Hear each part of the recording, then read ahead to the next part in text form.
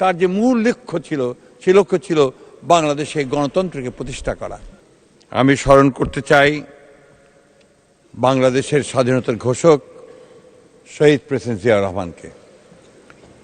স্মরণ করতে চাই 1971 সালের স্বাধীনতা যুদ্ধে সেই লাখো শহীদদের, যাদের রক্তের বিনিময়ে আমরা একটা স্বাধীন ভূখণ্ড লাভ করেছি।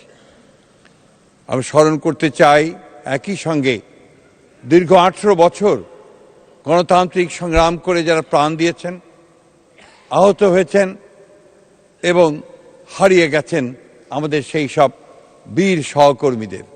একই সঙ্গে 2024-এ আমাদের যে সমস্ত তরুণেরা, আমাদের ছেলেরা আমাদের একটা সত্যিকারের অর্থেই গণতান্ত্রিক রাষ্ট্র নির্মাণের জন্যে প্রাণ দিয়েছে, তাদের প্রতি আমি গভীর শ্রদ্ধা নিবেদন করছি। মাননীয় স্পিকার, দেশনেত্রী বেগম খালেদা জিয়া সম্পর্কে অল্প সময়ে কথা বলা অত্যন্ত কঠিন ব্যাপার। একজন মহিয়সী মহিলা, একজন অসম সাহসী নেত্রী, একজন দূরদৃষ্টি সম্পন্ন রাষ্ট্রনায়ক, যিনি বাংলাদেশের এই 54 বছরের 43 বছর রাজনীতিতে বিচরণ করেছেন দাপটের সঙ্গে। এই নেত্রী বাংলাদেশে তিনবার তিনি প্রধানমন্ত্রী নির্বাচিত হয়েছেন বিপুল ভোটে এবং সম্পূর্ণ একটি নিরপেক্ষ ভোটের মাধ্যমে। তিনি 2বার বিরোধী দলের নেত্রী নির্বাচিত হয়েছেন এবং প্রতিটি ক্ষেত্রেই তার যে মূল লক্ষ্য ছিল সেই লক্ষ্য ছিল বাংলাদেশে গণতন্ত্রকে প্রতিষ্ঠা করা। আমরা দেখেছি যে যখন তিনি সরকারে ছিলেন সেই সময় তিনি এমন কাজগুলো করেছেন, যেমন প্রেসিডেন্সিয়াল ফর্ম অফ গভর্নমেন্ট থেকে পার্লামেন্টারি ফর্ম অফ গভর্নমেন্ট নিয়ে আসা এবং অন্যান্য গণতন্ত্রের প্রতিষ্ঠানগুলোকে দাঁড় করানোর চেষ্টা করা, সংবাদপত্রের স্বাধীনতাকে নিশ্চিত করা। একই সঙ্গে রাষ্ট্রনায়ক হিসেবে তিনি বাংলাদেশের নারীদের উন্নয়নের ক্ষেত্রে একটা যুগান্তকারী ভূমিকা পালন করেছেন। তিনি মেয়েদের ক্লাস 10 পর্যন্ত লেখাপড়াকে অবৈতনিক করেছিলেন এবং মহিলাদের ক্ষমতায়নের জন্য তিনি অনেক কাজ করেছিলেন। আমি বেশি কথা বলবো না, আমি শুধু কয়েকটা কথার, যখন তিনি প্রধানমন্ত্রী ছিলেন তিনি যে কাজগুলো করেছিলেন তার কিছু না বললে আমি মনে করি যে অবিচার করা হবে। তিনি প্রাথমিক শিক্ষাকে বাধ্যতামূলক করেছিলেন, যেটা একটা যুগান্তকারী পদক্ষেপ ছিল এডুকেশনের ক্ষেত্রে। উন্মুক্ত বিশ্ববিদ্যালয় ও জাতীয় বিশ্ববিদ্যালয় এই দুটি তারই হাতে তৈরি করা হয়েছিল এবং একই সঙ্গে বেসরকারি খাতে বিশ্ববিদ্যালয় এবং মেডিকেল কলেজের অনুমতি তিনি দিয়েছিলেন। তিনি কৃষকের ভাগ্য পরিবর্তনের জন্য 5,000 টাকা পর্যন্ত কৃষি ঋণ সুদ সহ মকুব করেছিলেন, 25 বিঘা পর্যন্ত জমির খাজনা মাফ করে দিয়েছিলেন।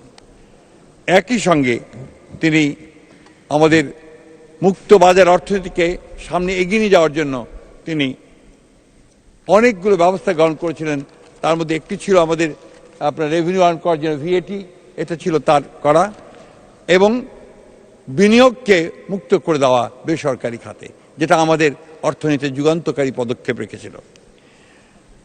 একই সঙ্গে অনুমতি ছাড়াই 30 কোটি টাকা বিনিয়োগের সীমা নির্ধারণ করা হয়েছিল এবং নতুন শিল্প প্রতিষ্ঠা করা হয়েছিল সেই সময়।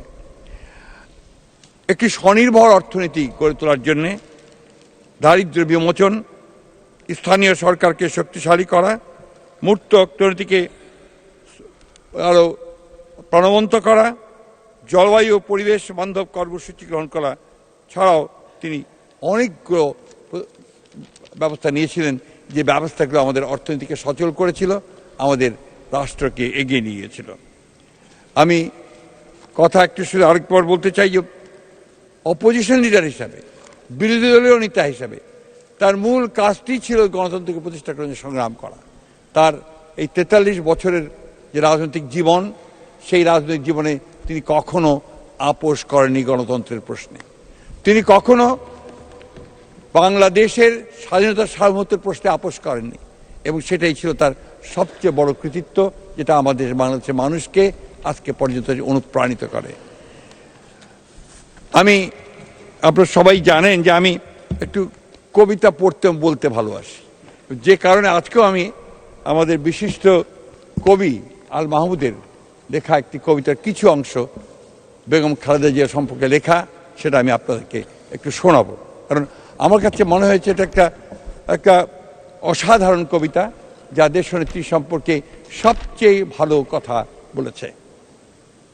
তোমার মুখের দিকে চেয়ে আছে বাংলার ভোরের আকাশ, এদেশের গুল্মলতা ছুতে চায় পল্লবিত আঁচল তোমার।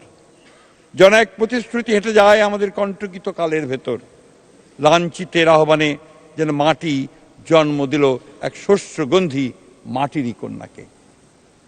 প্রত্যাশার কণ্ঠস্বর কে জানে কি মন্ত্র বলে, তুমি কেবল ছড়িয়ে দিচ্ছ মাঠ ঘাট আদিগন্ত শস্যের কিনারে।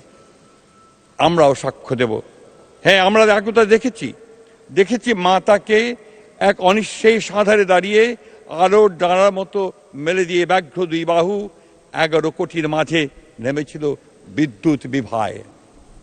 কখনো ভুলো না যেন তোমার ঘুমটায় আছে মানুষের আশার বারুদ। ভুলো না তোমার বাক্য প্রতীক্ষিত নিঃশ্বাস জাতির অবিচল পিঙ্গলাক্ষী হে মাতৃকা, মানুষের আশাকে জাগাও।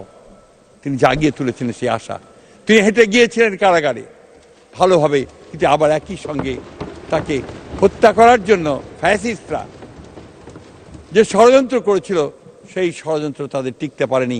শেষ পর্যন্ত ছাত্র জনতার অভ্যুত্থানের মধ্য দিয়ে তিনি মুক্ত হয়েছিলেন, এবং সেদিনই তিনি জাতির সামনে তার সেই বিখ্যাত উক্তি তিনি করেছিলেন, সেই সমঝোতার কথা, যে প্রতিশোধ নয়, প্রতিহিংসা নয়, আসুন আমরা একটা ভালোবাসার দেশ গড়ে তুলি, কল্যাণের দেশ গড়ে তুলি, মানুষকে ভালোবাসার মধ্য দিয়ে আমরা নির্মাণ করি আমাদের নতুন বাংলাদেশ। ধন্যবাদ মাননীয় স্পিকার। ধন্যবাদ মাননীয় মন্ত্রী।